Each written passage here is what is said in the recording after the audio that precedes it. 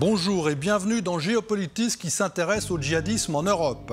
Le cycle de terrorisme atroce du Hamas et de représailles israéliennes massives à Gaza fait craindre une résurgence d'attentats en Europe, comme nous le verrons avec Hugo Micheron, spécialiste du djihad en Europe, qui a remporté le prix Femina de l'essai pour son livre La colère et l'oubli. Bruxelles, frappée mi-octobre par un attentat mortel contre 2 touristes suédois revendiqués par l'État islamique, était l'un des centres névralgiques des attentats de 2015. C'est en Afghanistan, avec l'invasion soviétique de 1979, qu'est apparue l'idéologie djihadiste qui s'est répandue dans le monde entier et reste une menace. Après le meurtre d'un professeur à Arras en France et de 2 Suédois à Bruxelles, quelques jours après le 7 octobre, tous les responsables de la sécurité en Europe craignent le pire. Un attentat majeur en lien avec la situation à Gaza. La montée des tensions est déjà considérable, avec des milliers d'actes antisémites en Allemagne et en France. Haine en ligne, graffitis appelant au meurtre des Juifs, chants pro-nazis dans le métro ou insultes contre des enfants juifs à l'école à Genève. Même si le djihadisme européen est très éloigné de la question palestinienne, les Juifs ont déjà été directement touchés. Rappelons l'horrible meurtre de 3 enfants à l'école Ozar HaTorah de Toulouse par Mohamed Merah en 2012, la tuerie au musée juif de Bruxelles en 2014, premier attentat revendiqué par l'État islamique, et les meurtres et prises d'otages à l'Hypercacher à Paris en 2015, au lendemain du massacre de Charlie Hebdo. Certes, l'État islamique, défait en Irak et en Syrie, n'est plus en mesure de commettre des attentats de masse en Europe. Et son concurrent Al-Qaïda concentre ses forces au Sahel et en Somalie, les endroits les plus dangereux de la planète en matière de terrorisme. C'est ce que Hugo Micheron nomme la marée basse du djihadisme, qui n'en est pas moins lourde de menaces dans le contexte actuel de montée de l'antisémitisme.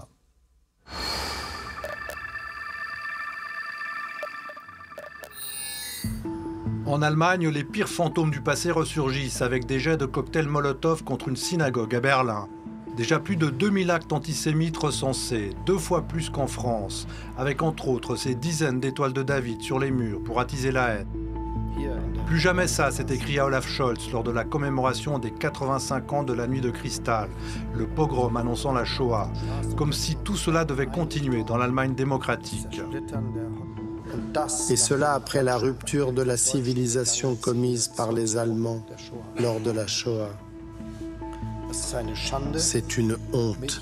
Cela me révolte et me fait profondément honte. À Genève, des graffitis antisémites se multiplient sur les murs, mais aussi contre les Palestiniens, faisant craindre une montée des tensions communautaires. La ville a décidé de porter plainte. Genève est une ville de dialogue, mais la liberté d'expression, ça n'inclut pas la détestation de l'autre, ça n'inclut pas l'apologie du terrorisme, ça n'inclut pas l'appel à la haine. Le risque est grand de voir se cristalliser la haine, faisant des victimes innocentes, comme cet enfant palestinien tué aux États-Unis. Nous devons être honnêtes avec nous-mêmes. Ces dernières années, trop de haine a attisé le racisme et la montée de l'antisémitisme et de l'islamophobie ici même en Amérique.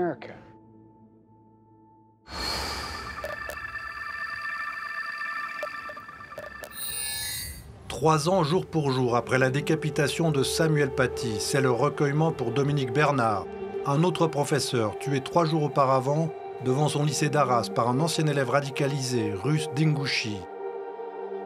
Plusieurs témoins ont entendu l'auteur crier Allahu Akbar au cours de ces faits. Il était connu pour sa radicalisation. Un meurtre venu rappeler le tribut des enseignants en France. Quand l'école publique et laïque est à nouveau une cible et que des personnels, professeurs, agents sont attaqués sur leur lieu de travail dans l'exercice de leur mission. Une communauté enseignante meurtrie et qui a repris le chemin des salles de classe, la boule au ventre.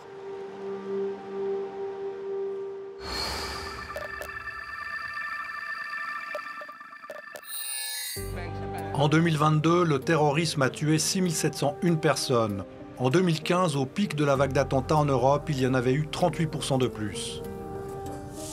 Les 4 organisations terroristes les plus meurtrières sont l'État islamique en Irak et en Syrie, avec 1045 morts, Al-Shabaab, issu d'Al-Qaïda en Somalie, avec 784 morts, l'État islamique au Khorasan, Pakistan et Afghanistan, avec 498 morts, et le groupe de soutien à l'islam et aux musulmans issus d'Al-Qaïda au Sahel, avec 279 morts.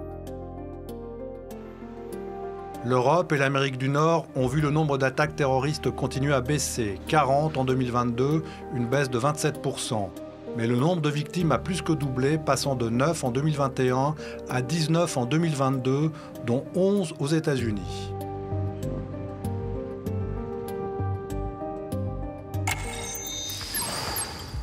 Bonjour Hugo Micheron. Bonjour. Vous venez de remporter le prix du livre géopolitique pour votre dernier ouvrage, La colère et l'oubli, les démocraties face au djihadisme européen aux éditions Gallimard.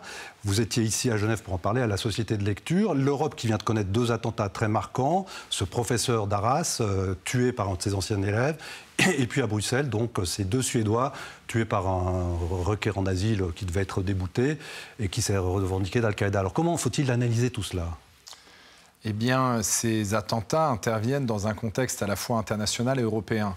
Au niveau international, c'est déjà la séquence qui a été déclenchée par l'attaque du Hamas sur Israël le 7 octobre et qui est pas loin d'être déflagratoire au Moyen-Orient, avec un appel du Hamas à procéder à des attentats en Europe. C'était le cas, cet appel était pour le 13 octobre, le jour qu'a choisi l'assaillant du lycée d'Arras pour aller s'en prendre à son ancien lycée.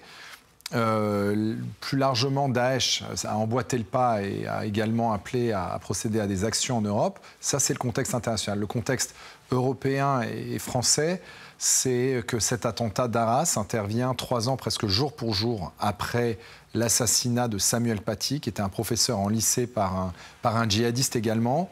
Donc il y a un effet ici là d'imitation.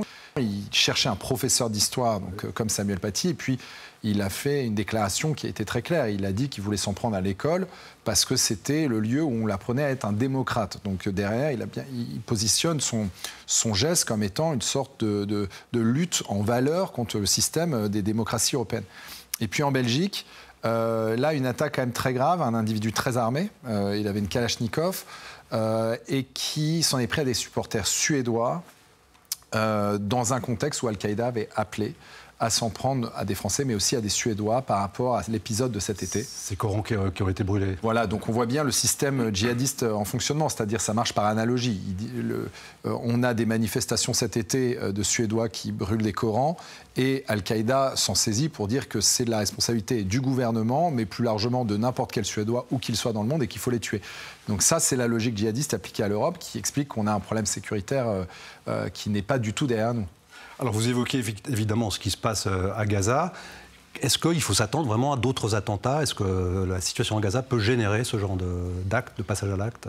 Oui, alors en fait, ce qui est sûr, c'est que la situation à l'heure actuelle au Proche-Orient crée énormément d'engagement. Donc par exemple, sur les réseaux sociaux, on a des niveaux d'engagement autour du conflit israélo-palestinien qui sont supérieurs à ceux qu'on voyait par rapport à la guerre en Ukraine, 15 jours après l'invasion. Donc les gens se mobilisaient. Et à partir de là, les mouvances islamistes et notamment djihadistes utilisent cet engagement pour appeler à se mobiliser. Il y a énormément d'appels à choisir son camp, donc sous-entendu, on ne peut être qu'avec l'un ou avec l'autre, et si on est avec l'autre, on doit être détruit. C'est le type d'élément de langage, de réflexion qu'on voit dans les cercles islamistes.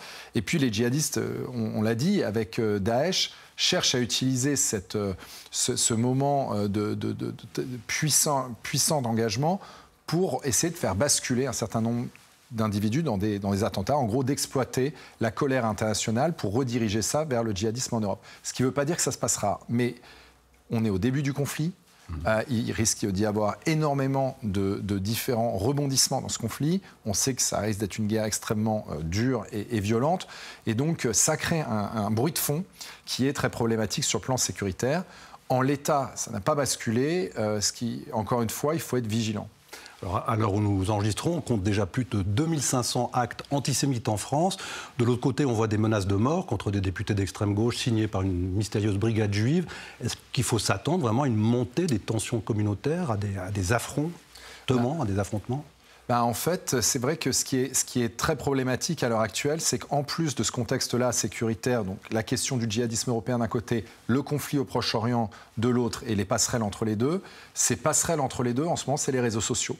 Et on est dans une situation de guerre informationnelle. C'est-à-dire que on a aujourd'hui une situation où, quelque part, pour les milieux militants, la vérité compte plus. Tout ce qui compte, c'est de montrer que le camp d'en face est le mal absolu et qu'il mérite absolument d'être détruit. Et par rapport à cette logique qui, déjà, crée de la polarisation, crée de la division, crée de l'affrontement et pourrait donc inciter au passage à l'acte. En plus de tout ça, on a aujourd'hui une réalité où on a des rivaux de l'Europe, notamment la Russie, la Chine, l'Iran, qui utilisent eux-mêmes les réseaux sociaux, soit par des robots, soit carrément par de l'amplification, ces messages contradictoires en vue de mettre sous tension le débat européen en espérant justement d'amplifier les scénarios de face-à-face, d'affrontement, que ce soit donc, comme vous l'évoquez, des individus qui, et on voit des niveaux très très alarmants d'expression de l'antisémitisme en Europe d'un côté, qui pourraient pousser au passage à l'acte et qui pourraient les justifier, c'est-à-dire non seulement ça pourrait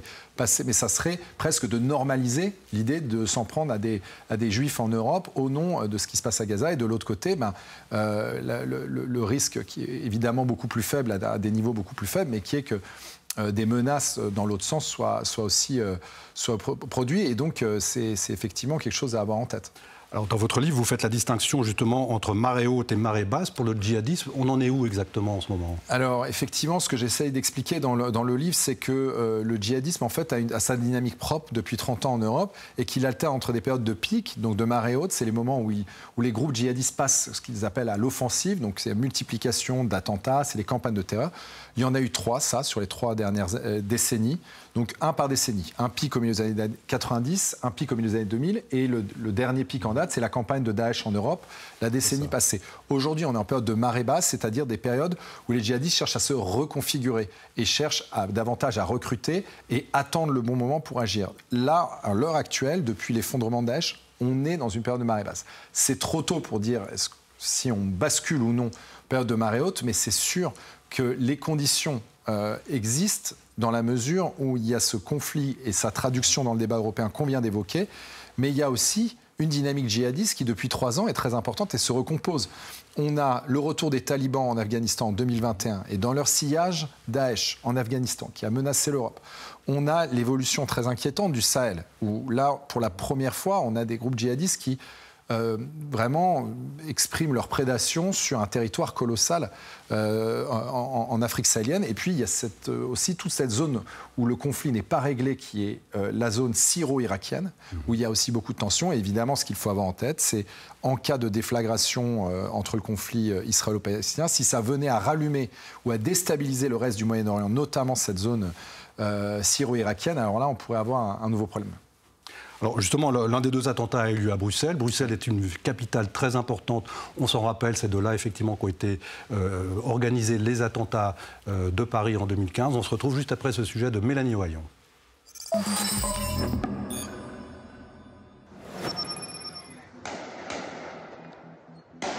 Au centre de Bruxelles, le 16 octobre, cet homme, en orange, ouvre le feu sur des supporters de football suédois. 2 d'entre eux meurent dans cette fusillade revendiquée plus tard par le groupe État islamique. Selon les autorités belges, le tueur d'origine tunisienne séjournait illégalement en Belgique. Il aurait visé délibérément des Suédois en réaction aux corons brûlés cet été en Suède. Les terroristes doivent comprendre qu'ils ne parviendront jamais à leur fin. Ils ne pourront jamais asservir nos sociétés libres. Avec leur haine et leur violence, ils ne font que montrer leur impuissance. Le terrorisme ne nous vaincra jamais. Le tireur présumé est abattu le lendemain par la police à Schaerbeek. C'est dans ce quartier de l'agglomération bruxelloise qu'a grandi l'un des kamikazes des attentats de Bruxelles en 2016. Un quartier où le recrutement djihadiste s'est implanté, tout comme la commune voisine de Molenbeek-Saint-Jean, d'où était originaire Salah Abdeslam, seul survivant du commando des attentats de Paris en 2015. Molenbeek concentre peut-être un petit peu plus qu'ailleurs tous les éléments, tous les ingrédients qui font que le terreau est fertile pour les recruteurs. Ce sont d'abord des quartiers qui accumulent tous les indices socio-économiques négatifs et donc une grande pauvreté, un taux de chômage élevé. Ce sont des quartiers qui, depuis toujours, ont connu aussi l'accueil des migrants. Donc on a énormément de populations qui sont issues de l'immigration. Depuis, les banlieues de Bruxelles ont mis sur pied plusieurs programmes de prévention face au radicalisme islamiste. Mais les réseaux de recrutement sont ancrés en Belgique depuis de nombreuses années et profitent d'un environnement propice à leur développement. Carrefour au centre de l'espace Schengen, la Belgique se distingue d'abord sur le plan géographique. La large autonomie des provinces entrave parfois la coopération policière. Un important marché noir de l'armement. Jusqu'en 2006, la Belgique possède l'une des législations les plus permissives d'Europe sur le port d'armes. Le renseignement belge dénombre une centaine d'organisations salafistes dans le pays, dont certaines soutiennent le djihad armé. Proportionnellement à son nombre d'habitants, la Belgique est le pays européen qui a vu partir le plus grand nombre de volontaires pour combattre en Syrie ou en Irak. Près de 500 djihadistes belges, identifiés sur un contingent de près de 6 000 Européens. Alors Salah Abdeslam, le seul survivant des attentats de Paris, était de Molenbeek. Oussama Attar, lui, était de Laken. Pourquoi cette concentration de terroristes à Bruxelles? Qu'est-ce qui explique cela? En fait, on croit souvent que la radicalisation, c'est un phénomène express qui se passe très vite, et souvent d'ailleurs sur Internet. C'est un peu l'une des explications qu'on entend beaucoup. La réalité du djihadisme, c'est exactement l'inverse. Ce que je montre dans mes travaux, c'est que ça se produit sur le temps long, dans des lieux très précis, et souvent de proche à proche. Et si on veut comprendre pourquoi Bruxelles est devenue une ville aussi importante au moment de cette dernière marée haute du djihadisme au milieu des années 2010, eh ben, il faut retourner dans les années 90 et comprendre que Bruxelles, et notamment Laeken et Molenbeek, ont été des lieux d'implantation précoce de djihadistes dans les années 90, ceux qu'on appelait les vétérans de la guerre d'Afghanistan ou de la guerre civile algérienne. Et ces gens-là, ils se sont installés et ils n'ont pas fait que préparer des attentats. Ça, c'est ce qu'on croit, mais c'est un raccourci. La réalité, c'est qu'ils ont mis en place des structures. Et typiquement à Molenbeek, ils ont monté des écoles, ils ont monté des séminaires privés, de cours religieux. Ils ont, bref, créé un petit environnement, un petit écosystème dont vont sortir au fil des années un certain nombre d'individus. Il faut rappeler que Molenbeek est en gros dans la carte, on va dire, dans la géographie du djihadisme européen. Elle est au centre depuis maintenant près de 15 ans. Alors, dans votre livre, vous montrez aussi le rôle important, central, voire des prisons. C'est un peu l'université des djihadistes. Oui, les prisons, c'est un lieu qu'on oublie souvent parce que pour la plupart des gens, la prison, c'est en dehors de la société. Et ce que je montre, c'est que c'est absolument central quand il s'agit du djihadisme parce que, si vous voulez, les djihadistes finissent pas leur course en prison. Ils y rentrent, leurs idées et leurs croyances ne s'arrêtent pas aux portes des prisons. Et voir, pour ce qui est notamment de l'Europe de l'Ouest, ils vont trouver dans le public de détenus des recrues potentielles. En tout cas, ils vont vraiment s'affairer à recruter. Et ça aussi, c'est quelque chose qui était très mal compris. Et on l'a mal compris parce qu'on tend à approcher le djihadisme que sous l'angle sécuritaire et de la lutte contre le terrorisme. Alors que la réalité, c'est qu'eux, ils diffusent des idées. Donc vous les mettez dans un environnement carcéral qui est assez djihadogène parce que vous avez des jeunes gens qui sont exposés à la récidive, qui ont déjà souvent un passé délinquant ou criminel, qui, en tout cas pour la France et l'Angleterre, sont en majorité issus de l'immigration musulmane, et vous mettez des recruteurs habilités qui ont déjà fait leurs preuves puisqu'ils sont en prison au contact de ces gens-là. Donc ça, ces effets de proximité ont produit pendant longtemps du recrutement. Aujourd'hui, il y a des dispositions qui ont été prises dans les différents pays européens, mais ce phénomène se poursuit malgré tout, bon gré mal gré, à plus petite échelle. Mais il faut remettre la réflexion autour des prisons au cœur de la réflexion générale sur le djihadisme. Il y a aussi évidemment la question des prédicateurs qui sont assez mal surveillés. Là aussi, comment on gère ce phénomène ? La question, c'est de ne pas les gérer trop tard. Parce que si vous vous occupez d'idéologues, une fois qu'ils ont monté des associations et qu'ils ont pu prêcher pendant des années, quelque part, c'est trop tard. Donc la question, c'est aussi de comprendre que le djihadisme, c'est une idéologie. Par ailleurs, c'est une idéologie assez puissante. Elle s'est diffusée quand même de façon impressionnante depuis 30 ou 40 ans à l'échelle du monde entier. Oui, il faut rappeler ce chiffre, c'est 6 000 Européens qui sont partis en Syrie. C'est considérable. C'est beaucoup. Alors, ramener à la population européenne, c'est faible, mais ramener à la question sécuritaire, c'est énorme. Et surtout, il faut ramener ce chiffre à ce qu'il était dans les années 90, c'est-à-dire 100 fois moins important. Ouais. Donc, on a un phénomène où on avait quelques dizaines de vétérans du djihad implantés en Europe dans les années 90. 90 et 20 ans plus tard, au pic de Daesh, on en a près de 6 000. Ça veut dire qu'il y a eu une accélération du phénomène en Europe. Et là encore, si on ne s'intéresse qu'aux attentats et qu'à la question sécuritaire, on arrive à la fin du film. Et je pense que c'est très important en matière de djihadisme de comprendre la diffusion de l'idéologie qui va mobiliser des gens sur le long terme. Et ça, c'est l'ensemble du film avec les sous-titres. Et c'est pour ça que j'ai essayé dans mon travail, moi, de reprendre quelle a été la dynamique générale du djihadisme à l'échelle européenne, indépendamment de la question française ou britannique ou allemande, mais vraiment s'il y avait un schéma général en Europe, et d'essayer de comprendre ça sur le long terme, en dehors simplement de la question des attentats. Eh bien, merci Hugo Micheron, c'était passionnant, c'était un plaisir de vous recevoir sur le plateau de Géopolitis. Évidemment, pour aller plus loin, je conseille la lecture de votre livre. Merci beaucoup. Merci beaucoup. La veille de Noël 1979, l'armée soviétique envahit l'Afghanistan par peur d'une contagion islamique de l'Iran tombé sous la férule roméiniste aux républiques soviétiques d'Asie centrale. 9 ans plus tard, l'armée rouge est défaite sous les coups infligés par les Moudjahidines financés par la CIA. Le djihadisme contemporain, incarné par Ben Laden, est né dans les neiges de l'Hindoukouche. C'est notre rubrique ce jour-là avec Laurent Huguenin.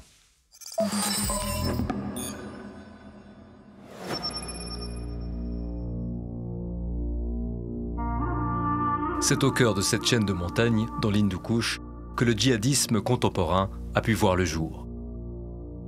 Le camion, russe paradoxalement, est chargé d'une cinquantaine de moudjahidines, combattants islamiques, et d'un abondant matériel, vivres, armes, munitions. En décembre 1979, les troupes soviétiques entrent en Afghanistan. Cette invasion va complètement transformer le pays, en l'entraînant dans l'une des tragédies les plus sombres de la guerre froide et dont les conséquences sont toujours actuelles. En réaction à l'offensive de l'URSS, les États-Unis vont tout faire pour combattre l'armée rouge à distance. Ils soutiendront activement la résistance afghane avec l'Arabie saoudite et surtout le Pakistan, véritable base arrière des moudjahidines, littéralement ceux qui pratiquent le djihad. Ils bénéficient d'une certaine tolérance de la part du gouvernement pakistanais qui les laisse franchir la frontière avec armes et bagages. L'homme fort du Pakistan, le général Zia-ul-Haq, porté au pouvoir il y a 3 ans par un coup d'État militaire. Il reçoit ici les chefs des tribus de la région frontalière qui lui demandent de s'engager aux côtés de leurs frères afghans, victimes de l'agression soviétique. C'est l'heure, disent-ils, du djihad, de la guerre sainte. Ainsi, avec l'aval des États-Unis, Pakistanais et Saoudiens n'hésiteront pas à faire appel aux islamistes les plus radicaux qui abriteront en Afghanistan de futurs terroristes comme Oussama Ben Laden. L'international djihadiste était né.